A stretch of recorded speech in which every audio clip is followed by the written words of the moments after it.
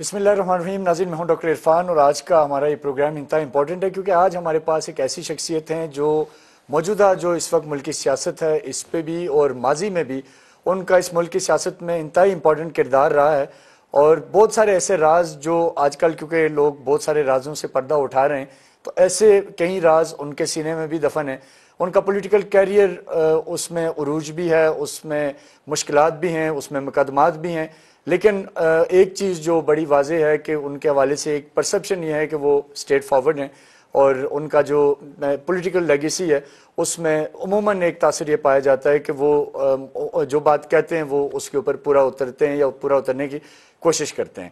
آج ہم ان سے چند انتہائی اہم سوال اور کچھ ایسے راز کوشش کریں گے کہ آپ کے سامنے لے آئیں جو اس وقت پاکستان کی سیاست میں چل رہے ہیں. کیونکہ پچھلے دنوں انہوں نے یہ کوشش بھی کی کہ پاکستان کو ری امیج پاکستان کے نام سے ایک کیمپین انہوں نے چلائی، اور اس کے بعد پھر انہوں نے ایک طویل عرصہ پاکستان مسلم لیگ نون کی سیاست کرنے کے بعد انہوں نے بالآخر ایک نئی پارٹی عوام پاکستان پارٹی کی بنیاد بھی رکھی.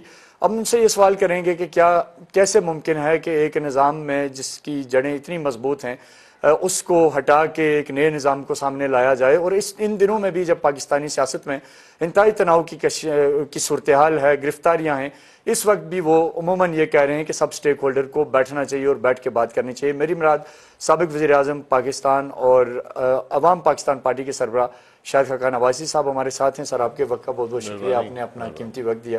سر، سب سے پہلے تو یہی آپ سے میں شروعات یہیں سے کروں گا کہ آپ کی ان دنوں بھی ریسنٹلی کئی انٹرویوز میں آپ نے کہا کہ سب کو بیٹھنا چاہیے. اب جو کشیدگیاں ہیں، جو نظر آ رہا ہے کہ کہیں کوئی بیٹھنے کا راستہ تو نظر نہیں آ رہا، چاہے وہ عمران خان صاحب ہیں تو ان کی طرف سے بھی پیک پہ ہے، گورنمنٹ ہے تو ان کی طرف سے بھی معاملات بالکل ایکسٹریم پہ آگے چلے گئے، اور اسی طرح اسٹیبلشمنٹ کو بھی اگر ہم دیکھیں تو بظاہر تو ظاہر وہ کچھ آن ریکارڈ تو نہیں کہہ رہے بٹ ایکشنز دکھا رہے ہیں کہ وہاں بھی شاید اب بس ہو گئی ہے.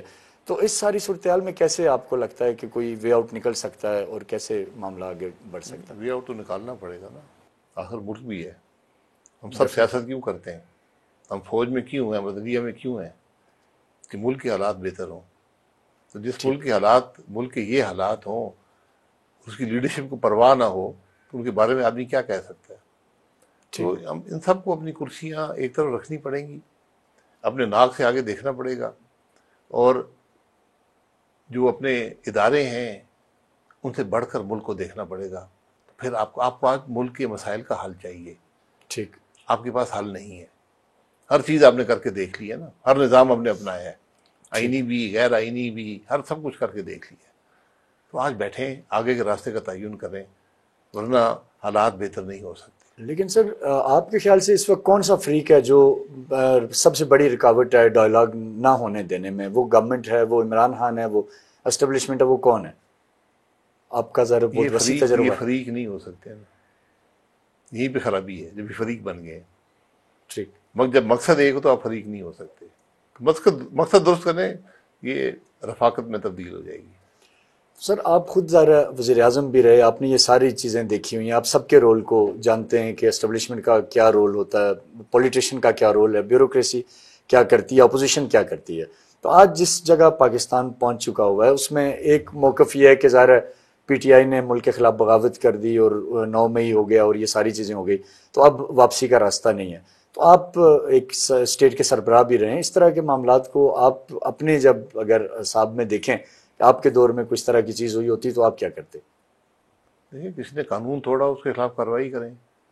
یہ اسٹیٹ کے پاس یہ چوائس نہیں ہوتی، یہ اس کی ذمہ داری ہوتی ہے کہ کوئی آدمی شخص ادارہ توڑے، قانون کو توڑے تو اس کے خلاف آپ کو کارروائی کرنی چاہیے. 9 مئی کو آج 15 مہینے ہو گئے، آپ نے کارروائی نہیں کی کسی کے خلاف. کیوں؟ ڈیلے ہو رہی ہیں چیزیں، ڈیلے نہیں، بیلز ہو رہی ہیں، اس کا مقصد کیا ہے؟ پھر آپ وہ جتنی آپ دیر کریں گے آپ کا مقدمہ کمزور ہو جاتا ہے. اب آپ انگلینڈ کو دیکھ لیں، پچھلے 3 ہفتے کی بات ہے، وہاں پر رائٹس ہوئے، ابھی بھی تناؤ کی کیفیت ہے، تشویشناک حالات ہیں، لیکن انہوں نے پکڑ کے سزائیں دینی شروع کر دی. دن رات عدالتیں بیٹھی ہیں، انہوں نے شہادت اکٹھی کی، سامنے رکھی، جج نے فیصلہ کیا، لوگ جیل میں بیٹھے. ہمیں 15 مہینے ہو گئے اس ملک کے اندر جتھوں نے حملہ کیا فوجی تنصیبات پر، اور ہم نے کچھ نہیں کیا. ہم نے کچھ لوگ غیر قانونی اٹھا لیے, کچھ کو اندر کر دیا, کچھ کو باہر کر دیا, لیکن ہم نے کسی کے خلاف قانونی کارروائی نہیں کی. ٹھیک, تو آپ یہ سمجھتے بہت ہیں بڑی کہ ناکامی ہے. جو جن پہ ثابت ہوتا ہے ان کو آپ کفر کردار تک پہنچائیں. اس میں کیونکہ ایک تاثر یہ بھی پایا جا رہا ہے کہ شاید حقان عباسی صاحب خان صاحب کو سپورٹ کر رہے ہیں, تو کیا یہ فیکٹ ہے؟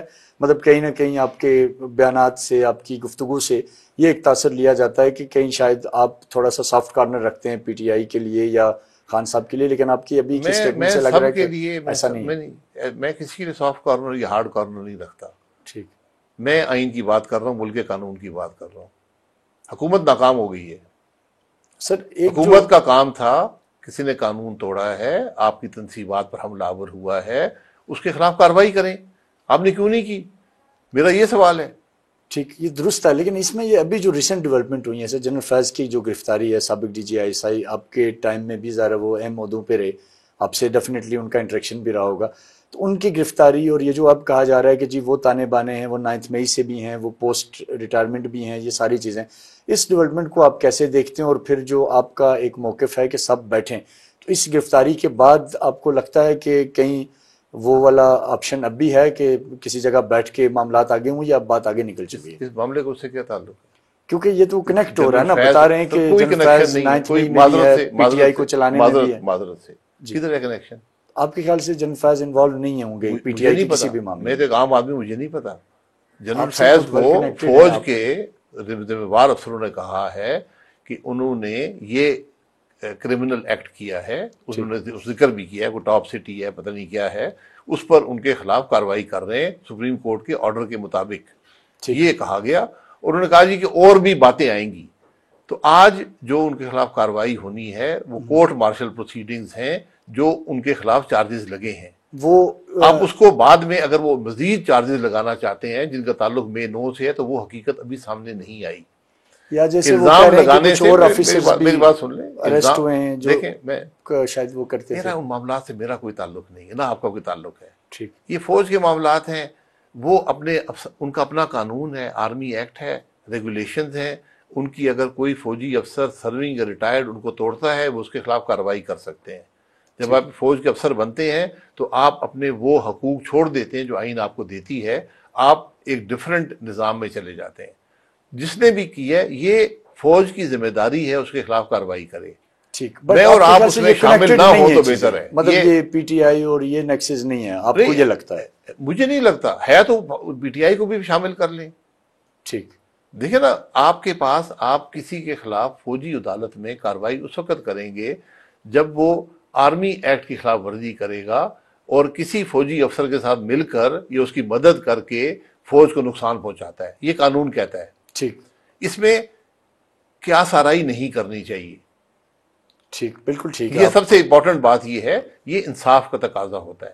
انصاف میں کچھ تقاضے ہوتے ہیں, ہم کسی پر, یہ میں خود اس سے گزر چکا ہوں, میں اس لیے بیان کر رہا ہوں, ایک دفعہ نہیں, میں بہت دفعہ گزر چکا ہوں. ٹھیک ہے, تو وہ کہتے ہیں کچھ تو ہوا ہوگا نا جی, تو کچھ نہیں ہوا. اب جو اصل کل بھی کچھ جرنلسٹ اس پہ 1-2 ٹی وی شوز میں بات ہو رہی تھی کہ ابھی ظاہر فیض صاحب ہیں, پھر لیٹر آن یہ میں بھی باجوہ صاحب تک بھی بات جائے گی, اور اس میں آپ کا ذکر ایک جگہ ایک سینئر صحافی انہوں نے کیا کہ ملک احمد خان اور شاید حقان عباسی صاحب جو ہیں وہ جنرل باجوہ صاحب کے بڑے قربت دار تھے, ان کے ساتھ بیٹھتے رہتے تھے.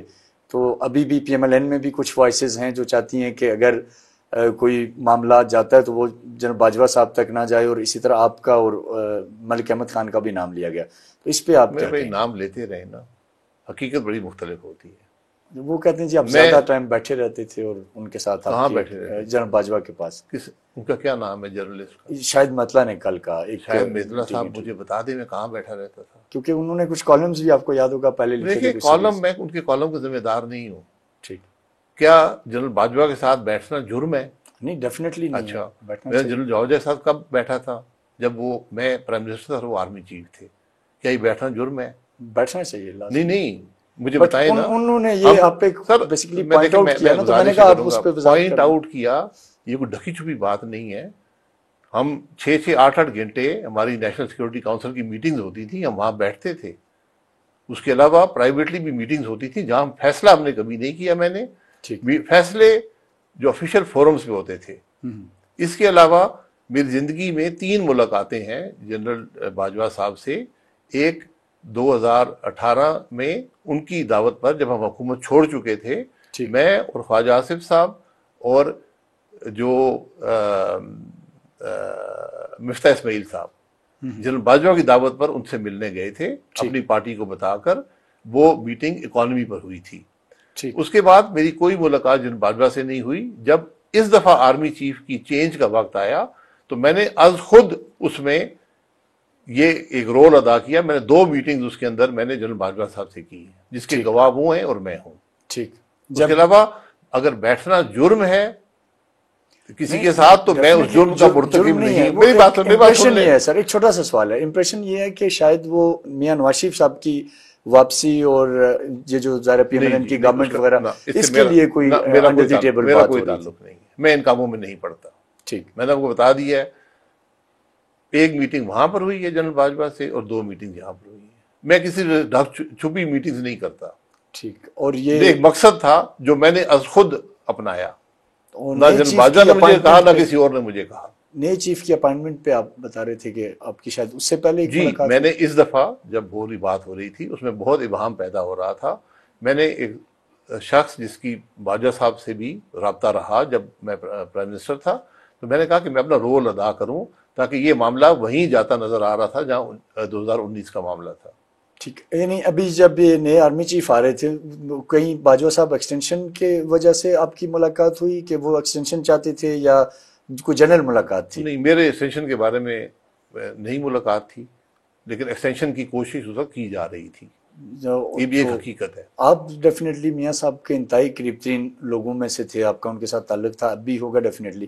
تو اس وقت میاں صاحب کی طرف سے جو پیغام رسانی تھی اس میں یہ تاثر ہے کہ ملک احمد خان اور شاہد خاقان عباسی صاحب اور شاید کوئی ایک آدھ اور یہ اس میں رول پلے کر رہے تھے کہ جی نئے چیف عاصم منیر صاحب کو آنے دیں اور آپ ایکسٹینشن نہ لیں۔ تو اس طرح کی کوئی آپ کے علم میں ہے چیز؟ میں زندگی میں پیغام رسان نہیں رہا، میں معاملات میں پیغام رسانی نہیں کرتا۔ وہ دوسرے لوگوں رسانی سے مراد ہے کیا سے ظاہر گڈ ول بات چیت گڈ ول جیسچر نہیں ہے۔ میں نے ایک ذمہ داری محسوس کی، اس پر میں نے عمل کیا۔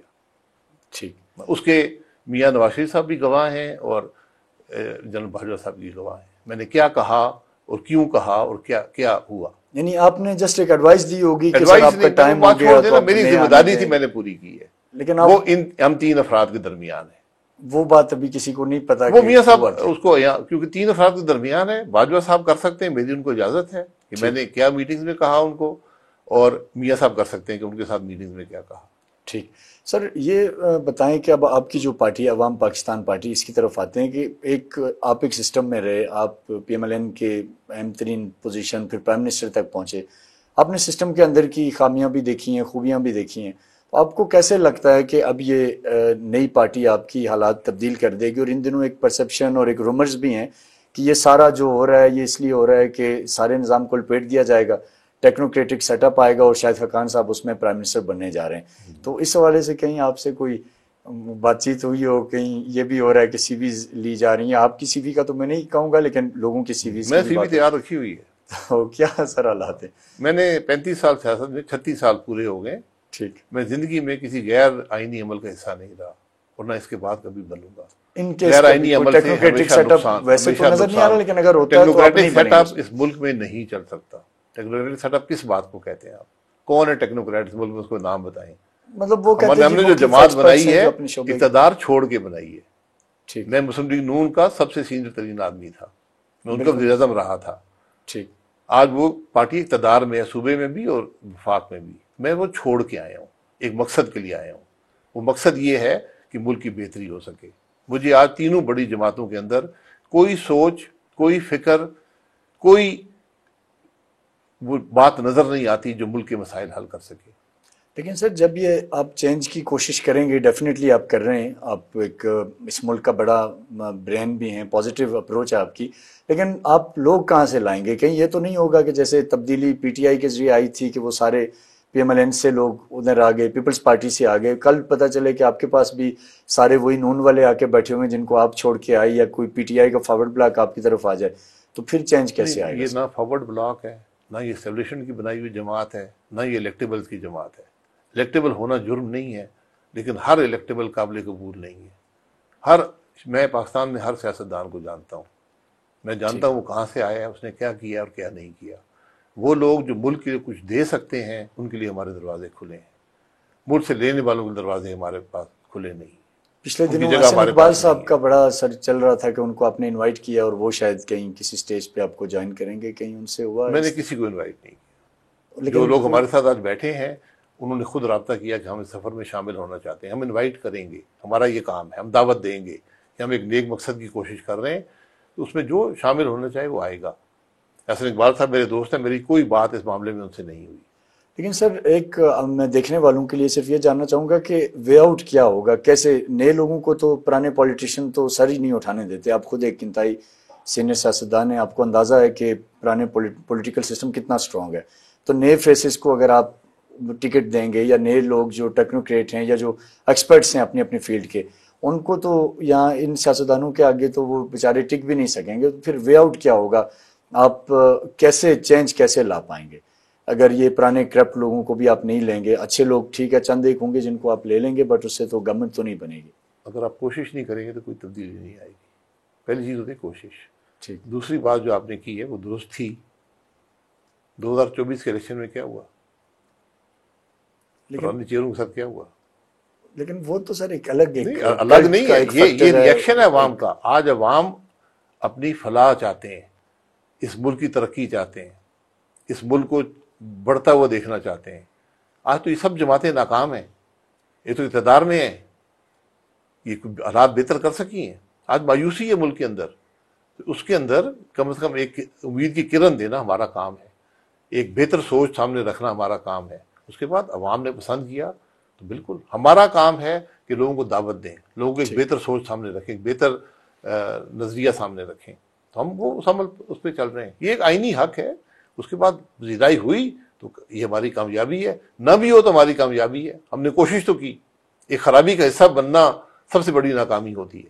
ٹھیک سر، بس آخری سوال کی طرف آؤں گا کہ میاں صاحب سے اتنی آپ کی طویل ایک قربت رہی اور مشکل وقت آپ نے پی ایم ایل این کے لیے فیس کیا، جب آپ چھوڑنا چاہتے تو چھوڑ سکتے تھے، اس وقت شاید زیادہ آپ کو آسانیاں بھی مل سکتی تھیں، لیکن آپ نے جیل بھی کاٹی، ساری چیزیں ہوئیں، بٹ پھر کیا وجہ بنی کہ جب میاں صاحب واپس آ گئے اور تب آپ نے ان سے اپنے راستے جدا کر لیے؟ کیا آپ کو لگتا ہے کہ پی ایم ایل این کے لوگ یہ سمجھتے ہیں کہ نواز شریف اگر پرائم منسٹر ہوتے تو شاید چیزیں ٹھیک ہو جاتی، تو آپ کو کیا لگتا ہے کہ نواز شریف صاحب بھی پرائم منسٹر ہوتے تب بھی یہی حالات ہوتے جو آج گورنمنٹ کا فیلئر ہے، یا تب کوئی تبدیلی ہوتی؟ اور کیا نکتہ تھا جس نے آپ کو اس سوچ پہ مجبور کیا کہ ہمیں اس سے الگ ہو کے اب اپنے طور پہ یا فٹ کرنی ہے چاہے جو بھی نتیجہ نکلے؟ دیکھیے، میں نے 1 سال پہلے میاں صاحب سے میری 5 ملاقاتیں ہوئیں، میں نے ان کو یہ کہا کہ میں اس سوچ کے ساتھ نہیں چل سکتا جو ہماری جماعت نے اپنائی ہے، جو اقتدار کی سوچ ہے۔ ہم نے اتفاق کیا، میرا اتفاق ہے آج بھی ووٹ کو عزت دو کی سیاست سے، ٹھیک، کہ آپ نے آئین کے مطابق ملک کو چلانا ہے، آپ نے اقتدار برائے اقتدار نہیں کرنا، سیاست یہ ناکام سیاست ہے۔ ٹھیک، میں نے ان کو پھر ان کی اپنا فیصلہ، یہ جماعت کا فیصلہ تھا، میں نے اس فیصلے سے اختلاف کیا۔ میں نے کہا جی میں یہی کر سکتا ہوں کہ میں الیکشن نہیں لڑوں گا۔ ٹھیک، تو یہ کہیں مریم نواز تو وجہ نہیں تھی آپ 35 کے سال نہیں، الگ میرا ہونے مریم کی نواز کہ وہ بیوی سے کوئی ان تعلق کو نہیں، سی ایم بنانا چاہتے تھے، میں اتنا چھوٹا آدمی نہیں ہوں، لوگ مجھے یا جانتے بائی کو پی ایم ہیں۔ میرے بنانا بھائی چاہتے جس تھے؟ کو مرضی بنائے، میرا اس سے کوئی تعلق نہیں ہے۔ میں ٹھیک، نے زندگی میں نہ کبھی پارٹی کا عہدہ مانگا ہے، نہ حکومتی عہدہ مانگا ہے۔ میرا ٹھیک، تعلق ہے میاں نواز شریف سے۔ میرا کام یہ تھا ان کو رائے دینا جو جس کو میں حقیقت سمجھتا تھا، میں نے ان کو رائے دی۔ ان کا اپنا راستہ تھا، میں نے کہا جی میں اس سے اتفاق نہیں کر سکتا، میں الیکشن نہیں لڑا، میں یہی کر سکتا ہوں۔ میں نے ٹھیک، الیکشن نہیں لڑا، میں کسی اور جماعت میں نہیں گیا، میں نے آزاد الیکشن بھی نہیں لڑا، مجھ پہ وہ بہت دباؤ تھا۔ یہ میری سیاست کا طریقہ ہے، اس سے آپ اتفاق کریں یا نہ کریں۔ تو میں اب اس سوچ سے اتفاق نہیں کرتا جس کو مسلم لیگ نون نے اپنایا ہے، جو 35 سال میری جماعت رہی ہے، جس کے لیے میں نے شاید کچھ کام کیا ہی ہوا۔ ڈیفینیٹلی سر، آپ کی بہت جی، بڑی ایفرٹس ہیں۔ بس اتنی بات ہے۔ بہت بہت شکریہ سر آپ کے قیمتی وقت کا۔ ناظرین، ہمارے ساتھ سابق وزیر اعظم شاہد خاقان عباسی صاحب موجود تھے، سربراہ ہیں عوام پاکستان پارٹی کے، اور جو چیزیں ہم سمجھتے تھے کہ جو وین شاہد خاقان عباسی صاحب کا وہ آپ تک پہنچائیں، اس کے لیے ہم نے چند اہم سوالات سابق وزیر اعظم سے کیے۔ امید ہے آپ کو ہمارا یہ شو پسند آیا ہوگا۔ اپنے میزبان ڈاکٹر عرفان کو اجازت دیں، آپ سے پھر ملاقات ہوگی، تب تک کے لیے اللہ حافظ۔ پاکستان زندہ باد۔